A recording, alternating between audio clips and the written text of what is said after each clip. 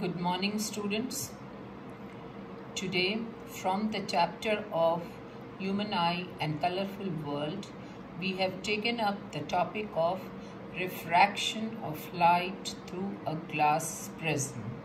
So before we see how refraction takes place through a glass prism, let us first understand what is a prism. A prism is a three-dimensional figure. Of course, in the figure you cannot see three dimension, but listen carefully the definition that I am giving for prism. Prism is a three-dimensional geometric figure which has identical parallel ends. It has identical parallel ends and all its surfaces are flat surfaces. That means only that geometrical figure is considered as prism which has identical parallel ends and all its surfaces are flat. So, depending upon its identical surfaces, if the identical surface is triangular in shape like this, it is a triangular prism, and if this identical surface or the identical parallel ends are sometimes rectangular in shape, then we can call it a rectangular prism. But right now in your NCERT book we are going to discuss about a triangular prism. So now come to this figure, all of you focus on this figure. So this is the triangular face of the prism. So a prism has the prism that we are discussing has two triangular faces which are parallel to each other, and rest of its surfaces are rectangular. It has three rectangular surfaces and all the surfaces, whether triangular or rectangular surfaces, are flat, have flat surfaces. So now see here carefully, here this BAC is the outline of the triangular surface of the prism, and PE is a ray of light which is touching the prism from its side.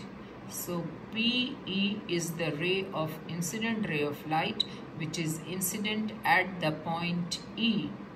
So now this ray of light is entering the prism from air and going into the glass prism.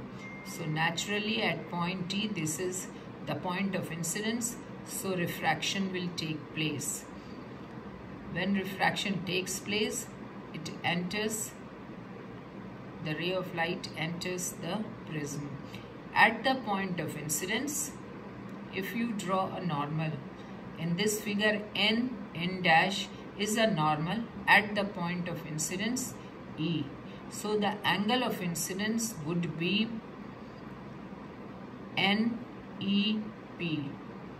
NEP. This angle which is formed, this is the angle of incidence. Why? Because you know that angle of incidence is the angle formed between incident ray and the normal ray. So PE is the incident ray and N dash is the normal at point of incidence. So this angle PEN is the angle of incidence.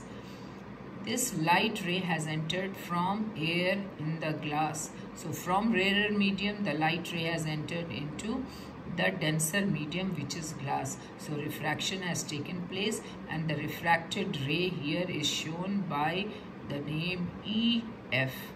See here, EF is the refracted ray inside the prism. So the ray has traveled inside the glass prism and is touching the other side, the opposite side of the glass prism, from where it will emerge out. Again the ray of light is emerging out, coming out in the air. So when now the light is coming out of the glass prism, again refraction will take place. because the medium is changing from prism, from glass, it is coming out in the air. But this time, since it is coming out from denser medium to rarer medium, the refraction, during refraction, the ray of light, the emergent ray of light will move away from the normal. So F is the point of incidence, and at this point of incidence, if we draw a normal M dash, then MFS, this is the angle of emergence which is formed. Why I am calling it angle of emergence? Because Fs is the emergent ray. This is the ray which is coming out of the prism. So we call it emergent ray. And the angle formed between emergent ray and normal is called angle of emergence. So MFS is the angle of emergence. Have you all understood this thing? Now, if you trace the incident ray, the original incident ray, PE, backwards, this backward projection is showing that this was the original path of the incident ray. If incident ray had not undergone refraction, it would take this path. So its path would be PH. So therefore, to show the original path that it would have taken, this path, broken line is showing the original path of the incident ray of light. Also, the emergent ray, this Fs is the emergent ray. That means this is the ray actually which has emerged out of the prism. So if we produce it backwards, this path, this emergent ray SF, it will meet at point G. It will meet the incident ray path at the point G. So an angle is formed HGF. See the angle HGF that is formed. We call this angle of deviation. This is the angle of deviation. And what is angle of deviation?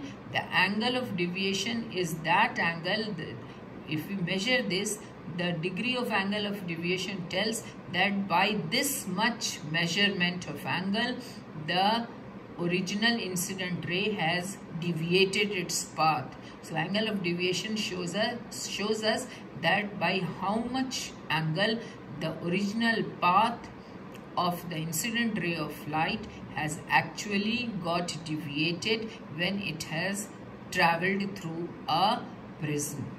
Have you understood this thing? Now another important angle that you must understand is BAC. Kindly see carefully. BAC. This angle which you are seeing, this angle is the angle of prism. And in reality, when you hold a prism in your hand, the angle of prism is the angle formed between two rectangular lateral sides of the prism. That means this angle which you are seeing here, it is actually the angle between two lateral surfaces of the prism. So this is called angle of prism. And N-EF, the angle formed N-EF, this is angle of refraction, first angle of refraction. And M-FE, M-FE, this is also angle of refraction. This is R2. We call it angle of refraction 2, R2.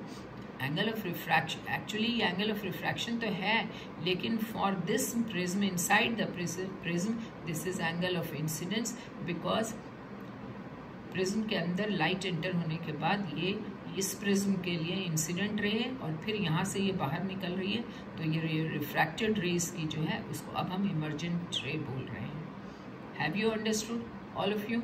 So for you to understand, PE is the incident ray, EF is the refracted ray, FS is the emergent ray. Is it clear? And BAC, this is the angle of prism. HGF, this is the angle of deviation.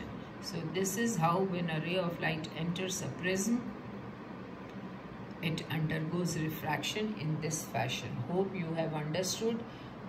So revise it, see the diagram carefully, read every line of NCERT book, then you will understand, and see this diagram and also make in your notebook.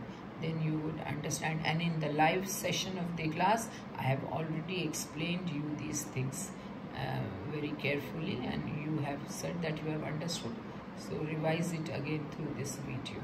Thank you very much.